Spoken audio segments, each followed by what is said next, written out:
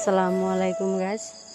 আজকে আমি দেখুন আশা করি আপনারা কিরম আছেন, আশা করি ভালো আছেন। দোয়া করবেন আমি ভালো থাই জানি। আমি বিরাট বড় বেমারে পড়ছিলাম, বেমার হয়েছিল।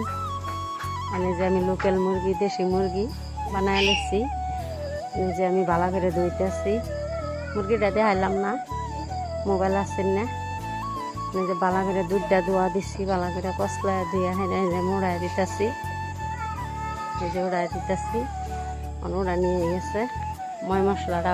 আমি এই যে ছাড়তাছি, আমি আজকে মাহা করে আধে মাহায়া হাইরা আজকে বেলেগ ধরনের করে রান্ধান। এমনি তো ময় মশলা দেয়া হাইরা কষায়া হাইরা মশলাটা হইলে পরে দেই। আজকে আমি এই যে মাহাইতেছি, মাহায়া হাইরা এই যে দেখুন নিমক সিমক সারা, এই যে কাঁচা তেল দিলাম, অল্প তেল দিয়ে ভালো করে মাহায়া হাইরা তেলের মধ্যে সারবাম। ভালো করে মশলাটা মাংসের মধ্যে গেলে পরে ভালো হইব। এই যে আমি ভালো করে মাহানি হয়ে গেছে, লড়া বয়া তেল দিলাম, তেল দিয়ে তেলটা অল্প 5 মিনিট গরম হইব। আমি পেঁয়াজের কুচি করে রাখতেছি, তেজপাতাও রাখছি।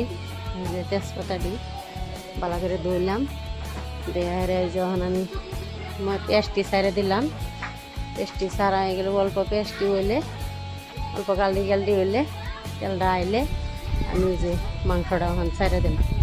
এই যে মাংসটা সাইডে দিচ্ছি, অন দেখবেন বা মাংসটা ভালো করে অল্প হইলে আমি ডাকিয়ে দেব। অল্প টাইম ডাকিয়ে দেম, পরে এই যে দেখুন মজা নিয়ে গেছে। আমি অল্প কম করে অল্প ঝোল দেম, কষা কষা মাংসটা আর কি।